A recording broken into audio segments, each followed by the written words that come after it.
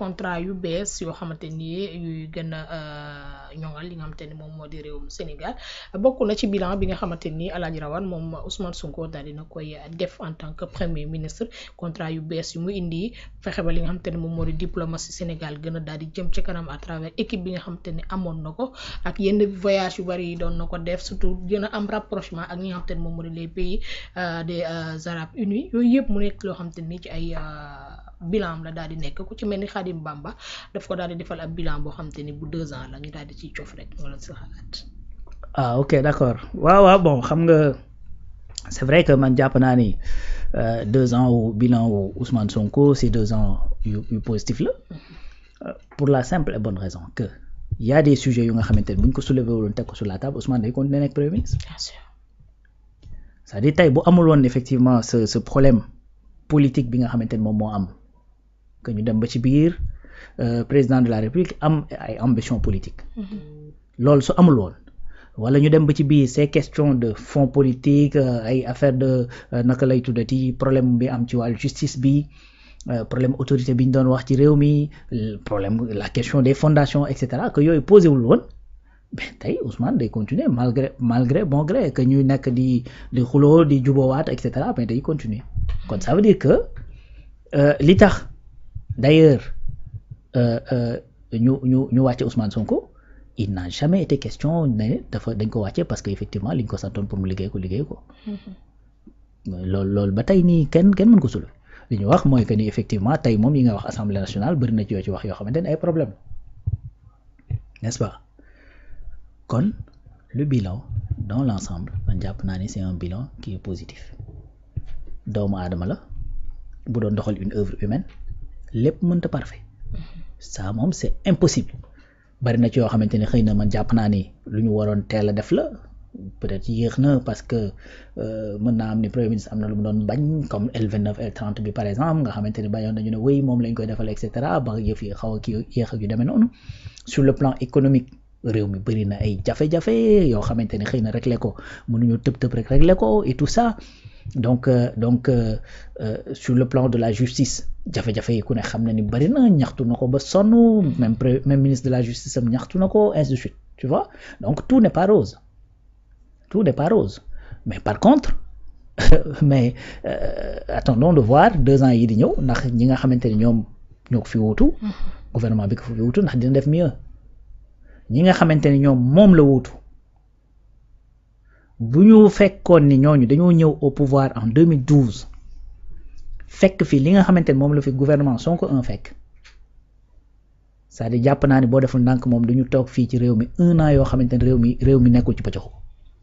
man loolu lu ma gëm la parce que pour la simple et bonne raison que non seulement fekk ñu fi cette situation bor bi ñuy ñëw ñi ngi wax ne 33-39% lañ ko fekk alors que les critères de convergence ñi ngi nekkoon à 70%.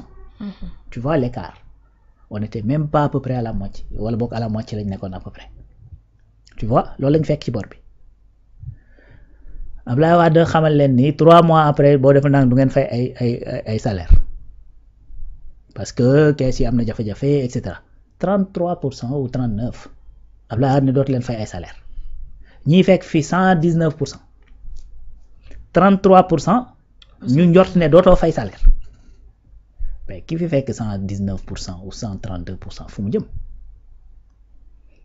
yow loolu nga fi fekk pour nga mën a fay say salaire fonctionner pendant les mois qui ont suivi dangaa dem à la France décaissé la selon Robert Bourgi 180 millions de dollars d'euros pour que nga mën a wéy di fonctionner waaye ñii bi ñu ñëw dañoo am sax jafe-jafe ak France bañ na ko ba dañu leen da wax wéy lan moo tax président Bassirou Diomaye Faye nekk fi boobu ba tey te demul France et cetera yu demee noonu tu vois ñëwaat également fekk fi bor bi ñu fi fekk boole ci amuñu programme FMI alors que yow moment bi nga xamante ne loolu mi ngi am yaa ngi ay programme FMI bañ lay defal sax ay appui technique dégg nga wax bi donc su fekkoon ni l'ancien régime daf fi fekkoon situation boobu man gëwuma en 2 ans dañ fi def li fi gouvernement Sonko 1 ak Sonko 2 def kon le bilan dans l'ensemble boo ko gam-gamlee ak point de départ bi da ngay xam ni gars yi ay jàmbaar lañ dans le sens où malgré fekk nañ fi loolu première campagne agricole bi nga xamante ne moom lañu fekkee c'est 120 milliards lañ ci dugal 120 milliards. fay bor bi nga xamante ne mooy boru baykat yi da nga wax bi wàññi li nga xamante ne mooy prix farine jëlee ko de 19 000 indi ko ba 15 200. wàññi ceeb wàññi dawlin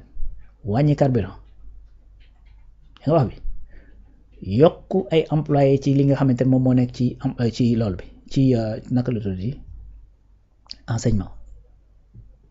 plus de 2000 enseignants. plus de 500 chercheurs. Sonacos jël plus de 2000 employés ci situation boobu ñu nekkoon pendant presque àddina bi moment bi nga xamante ni ñëpp a ngi yokk seeni prix parce que Iran dafa am problème ak États-Unis Sénégal mi ngi maintenir ses prix tu vois mais loolu pour man effectivement bu fekkee ni du njàmbarte man xaw ma lan mooy njàmbarte d'autant plus que même bi nga xamante ni yaa ngi génn ñi la wuutu li ñuy wax mooy bu ñu demee ba toqi ba mënatuñ ko dañuy bàyyi kon ça c'est loolu mérite la loolu bilan la bu positif. La renégociation des contrats Yaka Teranga Aqua Power maison de l'ONU naka lay tuddati les phosphates yi nga xamante ñoo nekk fii ci ICS GTA li nga fa doon am mooy 30 MFCF nga fa waroon am après renégociation xaw ma nga dem ba aujourd'hui tu en as 150 mais loolu c'est des acquis yoo xamante dañ fi ne ma buuba au niveau ci gerte gi 900 000 tonnes la def daaw tu vois nga jël Cheikh Tidiane Dièye mu néew mu bari c'est-à-dire curage bi ni mu koy defee ci canalisation yeeg et cetera mais ba pare bu fekkee inondation dafa am une réponse très rapide mu ñëw taw tu vois chantier yi nga xamante ni entamé na ko Touba ci wàllu inondation nga jël ki nga xamante ni mooy Khady Diène Gaye elle prend la CAN boo xamante ni regarde dañ dem Côte d'Ivoire toogee quart de finale dépensé 11 milliards da nga wax bi nga dem Maroc jël la finale dépensé 5 milliards pare def rapport génne ko tas ko ci réew mi ñëpp gis ko. après une semaine après. mais loolu bu dul njaxbaate man xaw ma lu mu doon. ba pare effectivement code des sports bi nga xamante ni depuis 1984 soppi wuñ ko changé na ko bàyyi ko fi comme héritage donc loolu pour man effectivement c'est un bilan qui est positif nga jël ki nga xamante ni mooy Bamba Cissé moo mujj xool ni mu def mbedd Dakar yi donc yooyu effectivement il faut le souligner il faut dire que effectivement ça a été vraiment un bilan pour man positif dans l'ensemble ci lu ci ëpp un bilan très positif et puis également sur le plan immatériel mooy gis-gis bi nga xamante ni ñu ngi ko doon gisee réew mi léegi nag am na yeneen problème yoo xamante ni am na fii justice bi mu ngi fii bëri na luy traîner et cetera quoi qu'on puisse dire c'est-à-dire c'est un gouvernement dirigé par un président de la République boo xamante ni moom moo yor exécutif gouvernement bi nekk di ko doxal li nga xamante ni mooy sa vision donc li nga xamante ni mooy lu blanc li dañ leen koy boole ñoom ñëpp bon li nga xamante ni mooy li nga xamante ni c'est moins blanc ben également dañ leen koy boole ñoom ñëpp tout n'est pas rose mais en tout cas dynamique bi nga xamante ni ñu ngi ci nekkoon man jàpp naa rythme boobu bu ñu ko téewoon pendant effectivement ce mandat là dafay nekk ce mandat des bases bi nga xamante ni moom laa doon faral di wax te premier ministre nag nañu keroog bi mu waxtaan ak président di ko wax naan ko effectivement da ngay toog ba 2029 bu ko defee ñu mën a mottali yéene la mu ko xamaloon mooy que ni xam naa ni mandat bu jafe lay doon parce que mandat bu base bi war a defaraat lay doon bu nga xam ne dinaa la mën a xàllal fii ak 2029 parce que il savait déjà que mandat bi dafay nekk mandat bu jafe-jafe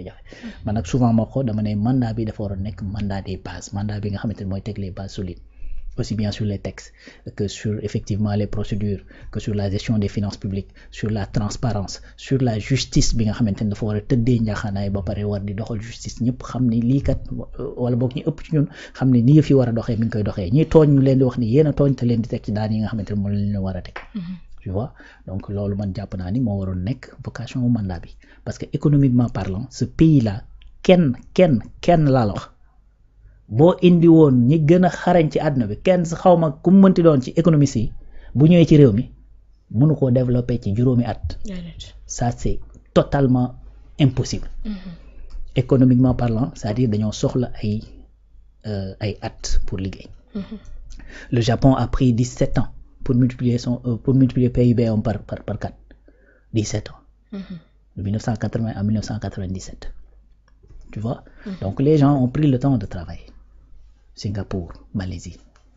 les Émirats arabes unis ils ont pris le temps de travailler donc économie du lu ñuy defar ci ñaari fan ci ñetti fan ci et cetera mais base yi koy liggéey pour que ñu mën a yegg ci foofu c'est-à-dire boo yoree nguur rek da nga koy tàmbali te loolu moo tàmbali woon j'espère tout simplement que dinañ ko continuer comme il se doit jusqu'à 2029. mu ngi noonu alors El Hadj Rawane merci beaucoup ce fut un plaisir daal di àndandoo ak yow ci